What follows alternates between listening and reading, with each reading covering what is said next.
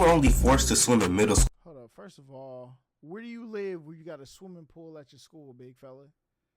In middle school? Where is this? What type of privilege is this? They said gym class was traumatizing. Look, all I was doing is hooping in there and watch people spray bod on to try to cover up their funk. No deodorant, all right? Some nasty people I went to school with.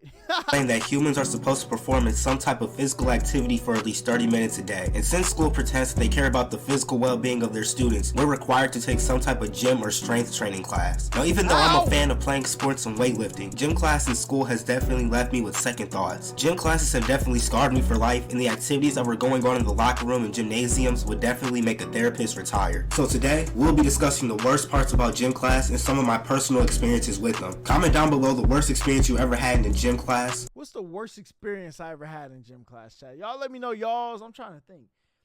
Oh, a fight broke out because we was cooking these dudes in basketball. It was bad. And they wanted to fight in the locker room. It was GG's, chat.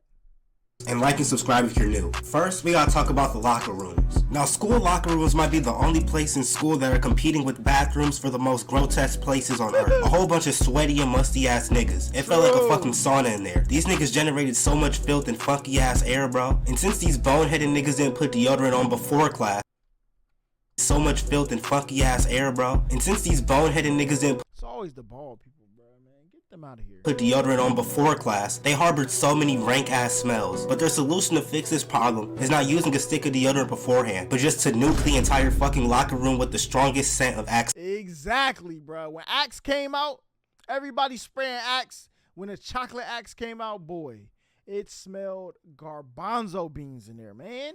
Spray. I know how SpongeBob and Patrick felt when they were trying to get through that perfume department. These niggas would deadass release a whole fucking clip of Axe and then have our noses and eyes begging for mercy. I'll be trying to get out that locker room like Bruce Banner back in 08. Combine the Axe smell with the humidity of the locker room air, and it concocts one of the most toxic and lethal aromas of all time. And most of the time, they literally were spraying it for no reason other than to be public pests. The kids in the locker room also doubled as circus acts. There would be people slamming lockers louder than a Wiz Khalifa pack. Niggas would also treat the locker room like it's Rolling Loud and perform every rapper's discography. That part was actually kind of lit though. And of course, there were constant fights. Oh, the fights in the locker room. Boy, I was up against the wall watching. Oh, me. Oh, got him. I grabbed my bag. I'm out of here. Ain't nobody trying to get mixed up in that. Fights in there every week. But the other issue that came with the locker room was trying to change clothes. In my high school, there were hella kids that would change in the stalls. And honestly, I can't blame them niggas because the weirdos in the locker room made that shit damn. Yeah, I never was naked in front of people, bruh. I don't care what nobody said. I'm not one of them. All right, some people be like, oh, everybody just naked in front of each other, get dressed. You know what I'm saying? That's not me, bruh. Don't look at me, please. I used to put my shirt inside, put my shirt on, take my other shirt off. Man, listen. Y'all are done. Damn near an impossible. I'm not getting naked in front of all these people, man. There were so many peeping toms too. You really had to watch your surroundings when it was time to change. I remember once me and my friend were changing after class and we caught this deranged individual lacking. He was creeping out the corner of the locker. Luckily we caught him before we actually started changing and pressed his ass. We also did our best 6ix9ine impression and told the gym teacher. We never saw him again. I'm pretty sure he just got his hour changed, but good riddance. Now it's time to talk about the fitness test. These days would always catch me off guard. I would be in the the pacer test was my mortal worst enemy, chat. Beep. Beep. Beep. I always came in second. We had this boy named Tyler. Listen, that man right there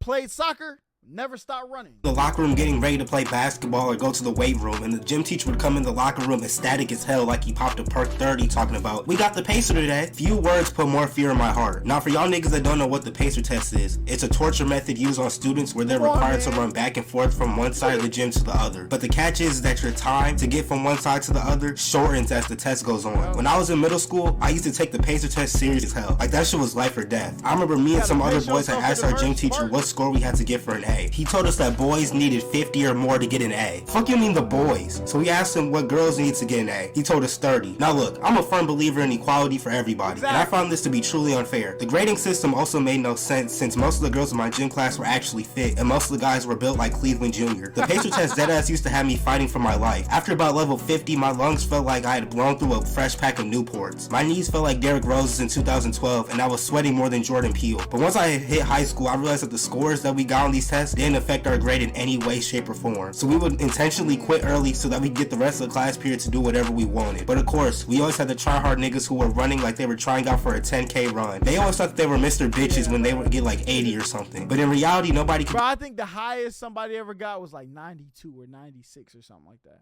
Maybe they got to 100. I'm not sure, but I know it was like in the 90s though. I remember. Give less than a fuck about them, and we were just pissed that they wasted our entire class period. We also had the sit-up test, push-up test, and pull-up test. All were equally meaningless, and nobody in our class couldn't have gotten paid enough to actually care. We also had tests when I took a strength conditioning class my senior year. We were tested on our deadlift, bench press, clean, and vertical jump. We had to lift our 2-rep max, and that was probably the first time I actually used more than 2 ounces of energy during a gym class. I personally love lifting weights, and I'll be lying if I said I had anything negative to say. But we'll come back to strength class later. We also had an exercise where we had to run up and down the bleachers outside, but it was in a snake formation. That shit had my knees feeling like jelly. Every time I went to the top, I thought I was gonna fall off quicker than rice gum. Now we gotta talk about swimming. Now we were only forced to swim in middle school. Hold up. First of all, where do you live where you got a swimming pool at your school, big fella?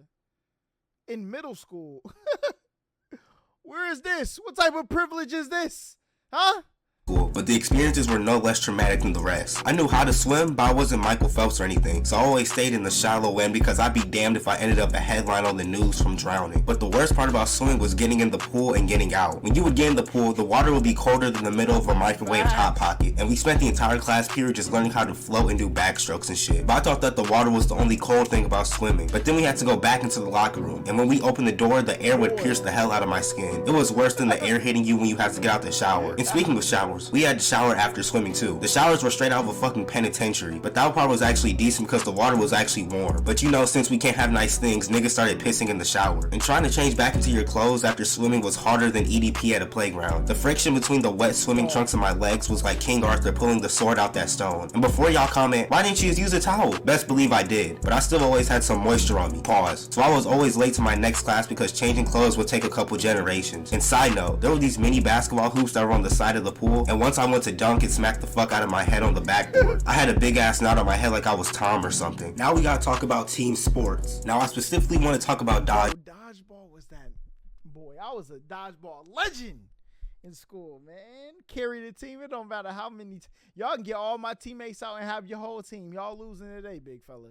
I was him. Now, I was lucky enough to be able to play dodgeball with the rubber playground balls for a couple years before our school pussied out and changed them to these memory foam ass balls. But I'll come back to those in a moment. But the dodgeball experience was legendary. There was always the kid who played baseball or softball that had a go-go gadget arm and would whip them hoes at 90 miles per hour. You already know if you had him on your team, then it was a guaranteed dub. There was also the kid who got decked across the face. This happened so much at our school that headshots didn't count, even if it wasn't intentional. And since I was so small back then, I was dodging shit like the Matrix. I was a decent thrower, but my catching made up for it, which I consider kind of impressive because if you ever played dodgeball, you already know those rubber balls are damn near impossible to catch. Back to those memory foam balls that our school eventually switched to. They were so fucking light and wind resistant that even if you used every cell in your body to throw the ball, it was going 2 feet in front of you. Now we gotta talk about the gym teachers. It was so ironic how my gym teachers were always the chunkiest niggas on planet Earth, but they had the nerve to be telling us that we're not trying hard enough, knowing damn well if they tried to do one push-up, they would go into cardiac arrest. It was the worst when you would have gym in one of your first 2 or 3 periods. My nigga, it's 8 in the morning. I'm not doing 100 burpees in a minute. My gym teachers were so lazy, bro, but it felt like these niggas had a JBL speaker built into their vocal cords. Every time they would talk, it would shake the room. And they always had the nerve to send us outside when it's a fucking heat wave or an avalanche. They would just be talking about, it's not that cold, stop complaining. Meanwhile, they're decked out in the newest gear looking like the Michelin Man, bro. Now we gotta talk about the try-hard athletes. Now, like I said earlier, every time we had some type of test, these niggas make it their mission to go out their way and try to break some fucking Guinness World Record or something. Even we would just be doing something basic like a game of kickball. They think that they're fucking man of the year and try to boss everyone around. And they overall just take the game too. I wasn't like that, bro.